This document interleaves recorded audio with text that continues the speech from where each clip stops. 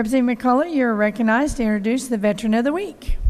I've got a gentleman here who means a great deal to me personally, and I appreciate those of you who are here and to those who are listening in their offices. One of the greatest honors of my career here was when I got to honor my father as Veteran of the Week here on this floor. And I've had a tremendous opportunity to introduce some amazing veterans. Rightly so do we honor our World War II veterans and our Korean veterans and our Vietnam veterans with priority because we're losing them. But sometimes, I'm sorry guys, this is a little tough for me because sometimes there are folks like the scripture story says, you know, they labored the full 12 hours in the heat of the sun, and they didn't get any glory for it. They didn't get any pats on the back. And the fellow that's standing up here with me today is one of those guys, and he served 34 years active in reserve in the Marines. Hoorah, right? And he day after day, day in and day out during this process, took care of his family, took care of his clients, helped run the law office when his father, Senator John Young, was in session, closed down his law practice for the Second Gulf War to go be deployed overseas, and all of that time set the best example of what a true Christian attorney is supposed to be. And I know that because he has been my mentor in the law these last several years.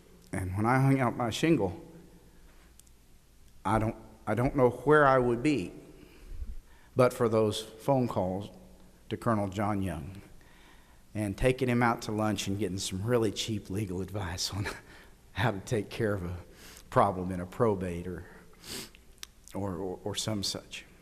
And so for me, it is with extreme pride and honor that I would like to honor a person who is both means a great deal to me personally, and who also exemplifies the true nature of the citizen soldier, the man who served tirelessly for an entire career, our country, but also his community, his family, his clients, and his church, and most importantly, his Lord.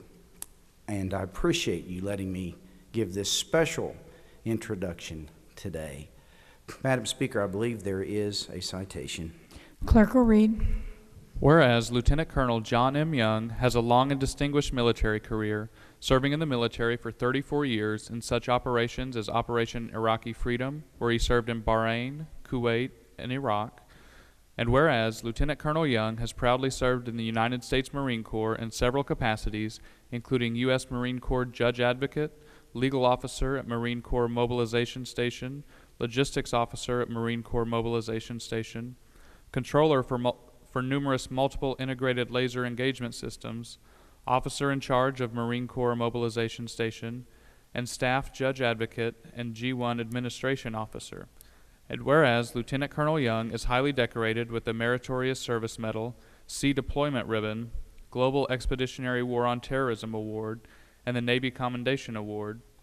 And whereas the state of Oklahoma holds our veterans in the highest esteem and appreciates the sacrifices and contributions they have made to preserve the freedoms and way of life we hold dear.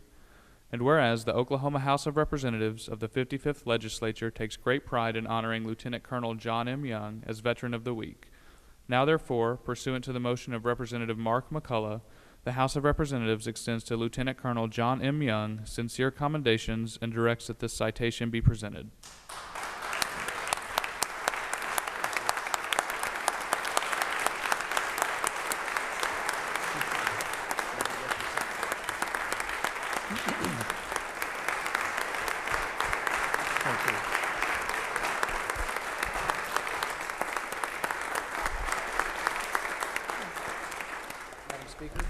Colonel Young, you're recognized for some remarks.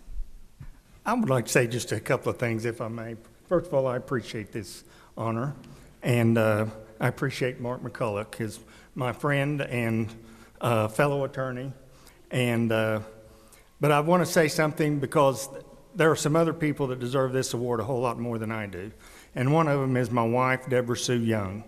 She and I have 7 children together, and all those many times when I was on these duties that they were talking about, she sat home and raised all those children and never once complained about having to take care of 7 children when I was off all over the world all the time for days, weeks, and months on end doing this stuff. Never.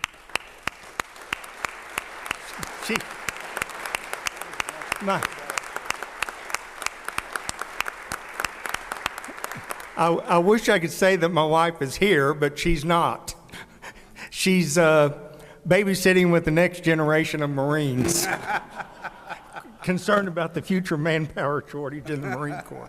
But 3 of our children are here to represent her, Jenny and Lindy, and First Lieutenant, soon to be Captain, Joshua Young in the Oklahoma Air National Guard.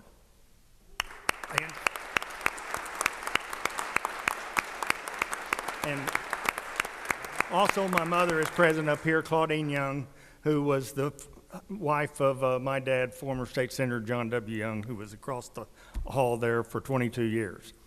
But there's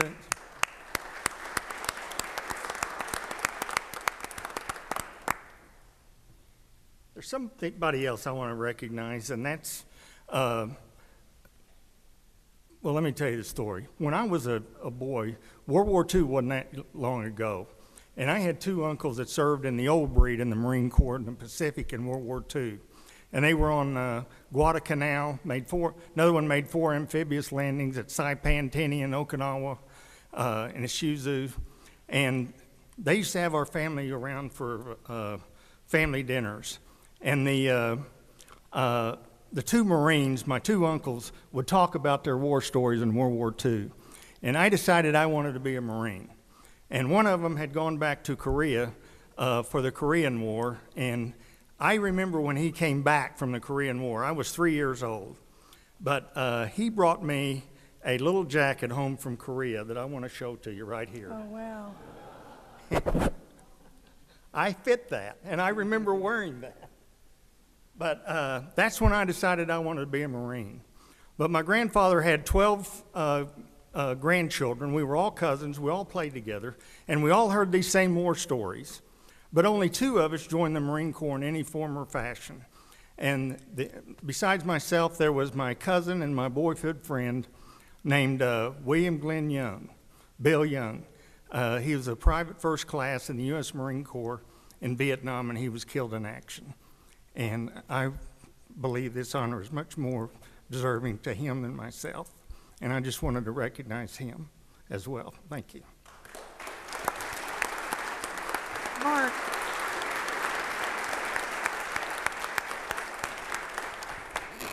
Thank you, Colonel. Colonel, we have a flag here that was flown over the Capitol, but at this time, we would ask that you lead us all in the Pledge of Allegiance, sir. Will members and guests of the gallery please rise for the Pledge of Allegiance? I pledge Allegiance to the flag of the United States of America and to the republic for which it stands, one nation under God, indivisible, with liberty and justice for all. You may be seated. Colonel.